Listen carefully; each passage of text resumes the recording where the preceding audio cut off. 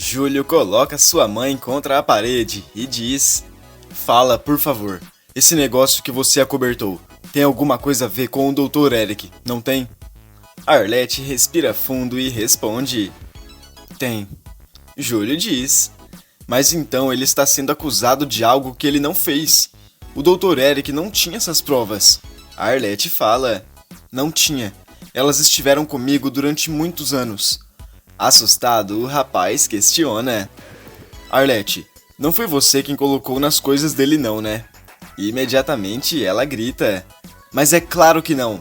Você acha que eu faria uma coisa dessas? Eu me descuidei, perdi essas provas. Júlio começa a pensar e avisa: Você tem que fazer alguma coisa para ajudar o Dr. Eric. Aflita, a mulher pergunta: Mas o quê? Júlio responde: Eu não sei. Sinceramente, eu não sei. Mas você não pode deixar uma pessoa inocente pagar por um erro seu. Por que você não procura a Antônia e abre o jogo? Arlete responde: Não, a Antônia não. Eu já tentei e não é possível. É perigoso e a gente pode correr risco de vida. Júlio avisa: Nós já estamos correndo risco de vida. É a hora de você fazer o que é certo. Arlete fala: Júlio, presta atenção, eu não posso fazer isso. Júlio diz: A sua história é igual à minha. Eu também cometi uma burrada, mas eu me arrependi e me entreguei. Agora é a hora de você fazer o mesmo. Arlete fica completamente pensativa nas palavras de Júlio e toma uma grande decisão. Daqui a pouco, a taxista irá até a delegacia e revelará todos os segredos de Ataíde. Ainda nesse capítulo, Sabine se irrita cada vez mais com o relacionamento de Tânia e Dom. Revoltada, a empresária irá discutir o acordo com a camareira sem imaginar que nesse exato momento, Dom estará escutando tudo atrás da porta e irá descobrir o segredo delas. Enquanto isso, na delegacia, Arlete revela todos os segredos escondidos por trás do acidente que tirou a vida de Mirella. Ela entrega o verdadeiro culpado, e em outro canto da cidade, Ataíde entra em choque ao ver Lourenço conversando com uma pessoa completamente inesperada e que sabe de todos os seus podres. Antes de continuar, se possível, clica no botão de gostei e inscreva-se no canal. Assim o YouTube te avisa quando sair um vídeo novo de Pega Pega. Aproveita e me conta que nota de 0 a 1000 essa novela merece. Deixe seu voto nos comentários e escreva de que cidade você assiste a novela. Após conversar com Júlio, Arlete toma uma séria decisão e no outro dia, pela manhã, ela procura o seu filho e fala: Júlio, eu preciso da sua ajuda. O rapaz pergunta: Pra quê? Ela responde: Hoje eu vou fazer uma coisa muito difícil e eu preciso que você vá comigo para me dar apoio. Sem pensar duas vezes, Júlio diz à sua mãe que ela pode contar com ele e os dois vão até a delegacia. Chegando lá, eles se encontram com Antônia e a policial pergunta: O que foi dessa vez? Arlete responde: Eu vim para contar tudo o que eu sei sobre os documentos que vocês encontraram com o Eric. Antônia se interessa e pergunta: Mas o que você sabe sobre as provas que estavam com o Eric? Arlete responde: Eu sei de tudo, absolutamente tudo. Rapidamente, Antônia leva Arlete até a sala de interrogatório e proíbe a entrada de Júlio. Lá dentro, a taxista fica frente a frente com o delegado e toda a sua equipe. Siqueira mostra os laudos que foram encontrados na pasta de Eric e pergunta: Quer dizer então que a senhora conhece esses documentos? Arlete analisa e responde: É claro que eu conheço. Esse é o laudo verdadeiro que ficou guardado por muito tempo. Domênico questiona: Guardado muito tempo por quê? O delegado também pergunta: Quem teve interesse em mexer nessas provas? Em adulterar o processo do acidente da Mirella?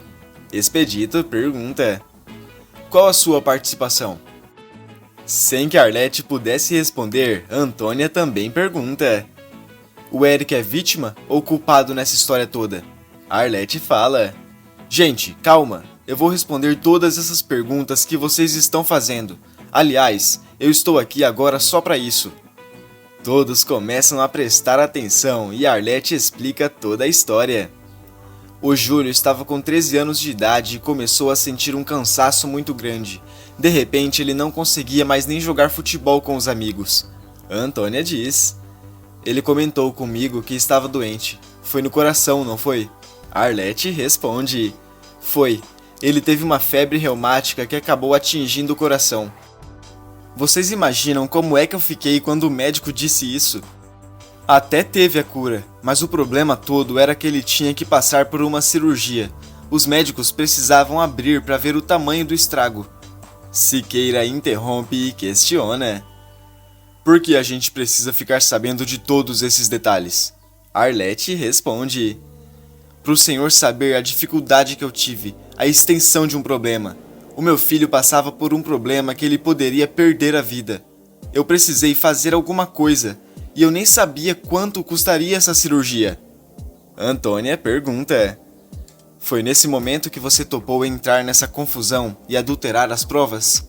Arlete responde: foi. Eu trabalhava no Instituto de Criminalística. Eu era secretária e me ofereceram uma grande quantia em dinheiro para que eu trocasse o laudo. Domênico questiona: trocar um laudo sem ninguém perceber? Arlete responde: o Gilberto Alvarenga, o perito no caso, também estava envolvido. Ele fez o laudo. Eu levei para que o diretor assinasse e aí depois de tudo pronto eu mandei para a delegacia. Antônia fala: mas Arlete, você tinha noção da dimensão do que estava cobertando? Afinal de contas, alguém poderia ter tirado a vida da Mirella. Expedito fala: e a pessoa que fez isso ficaria solto por aí, né? Arlete responde: eu não pensei em nada, eu não pude pensar em nada. Eu fui paga para trocar os papéis. Eu troquei esses papéis e pronto. Eu não pensei nas consequências disso. O delegado avisa: você adulterou as provas, minha querida. Isso é contra a lei. Arlete dá um tapa na mesa e fala: o meu filho corria risco de vida.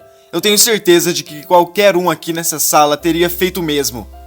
Todos ficam em silêncio e após alguns instantes, Antônia diz: Arlete, nós já ouvimos tudo sobre a doença do Júlio e os motivos para você fazer o que fez. O Júlio operou, ficou bom. Mas o perito que fez o laudo falso perdeu a vida. Tiraram a vida dele. A Arlete diz: eu fiquei apavorada. Quando eu soube que o Gilberto perdeu a vida, eu comecei a pensar que a próxima seria eu. Foi por isso que eu fugi e deixei o Júlio com as minhas irmãs. Foi porque eles poderiam fazer alguma coisa comigo ou com a minha família. Domênico questiona: e você resolveu aparecer só depois da prisão do Júlio? Ela responde: sim, foi quando ele realmente precisou de mim. Eu sabia que as minhas irmãs não tinham dinheiro para pagar a fiança. Então eu vendi meu táxi e vim embora. Siqueira pergunta: e por que quando a senhora soube não levou seu filho junto? Arlete responde: porque ele estava no hospital. Ele tinha acabado de passar por uma cirurgia. Eu não queria que o meu filho corresse risco de vida. Por isso eu preferi fugir e deixar meu filho ser criado pelas minhas irmãs. E deixar o Júlio acreditar que eu tinha partido dessa para uma melhor. E é por isso que o Júlio me culpa até hoje. Antônia fala: vocês vão acabar se entendendo. É só uma questão de tempo. Siqueira interrompe e avisa: inspetora, essa daqui não é a sala do serviço social para você dar conselhos solidários. Atenha-se às questões da investigação. Arlete, nós já conhecemos o seu passado. Agora eu quero elucidar o presente. Foi a senhora que colocou esses documentos na pasta do Eric?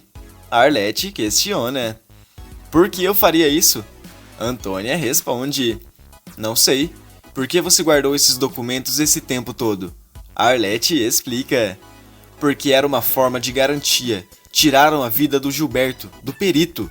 Poderia acontecer alguma coisa comigo, com a minha família. Depois eu vim pra vila e aí eu peguei os documentos que estavam comigo. Eu não sabia o que fazer e tive a ideia de colocar dentro do forro de um chapéu.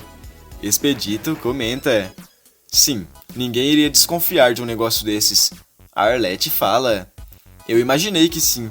Só que as minhas irmãs, que não estavam sabendo disso, pegaram o chapéu e levaram para vender no bazar da igreja.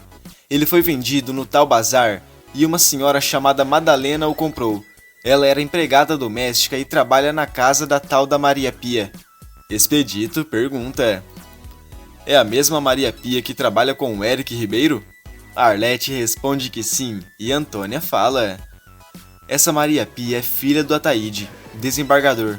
Siqueira comenta: essa história está ficando animada. Pode continuar contando. Arlete explica: a Maria Pia pegou o chapéu emprestado e ele foi parar nas mãos de um amigo. O nome dele é Vitor e é conhecido como Malagueta. Expedito pergunta: o que era concierge no Carioca Palace? Domênico fala: ele trabalha com o Eric agora. Arlete continua contando: depois o chapéu voltou para as minhas mãos, só que as provas não estavam mais no chapéu. Elas foram parar com uma moça chamada Mônica, aquela famosa por roubar postos de gasolina. Todos entram em choque na mesma hora e Antônia fala: Siqueira, eu tenho que concordar com você. Essa história está ficando cada vez mais interessante. Horas se passam e Arlete termina de contar tudo o que ela sabe. Antes de ir embora, Siqueira diz: você só esqueceu de responder uma pergunta, a mais importante de todas. Antônia fala: você disse que você trocou esses documentos a pedido de alguém, não é? Mas até agora você não falou quem é essa pessoa. Quem foi o mandante da troca de laudos? Arlete avisa: eu vou responder a essa pergunta se vocês me garantirem que darão proteção a mim e a minha família. Eu não abri mão de viver ao lado do meu filho a minha vida inteira, para agora abrir a boca e tirarem a minha vida. Antônia responde: pode deixar. Quando eu não puder fazer a sua segurança, a Nina vai me substituir. Podemos colocar um policial à paisiana na vila também. Arlete pergunta: eu posso ficar tranquila então? Antônia responde: claro que pode. Eu vou cuidar da sua segurança, eu prometo.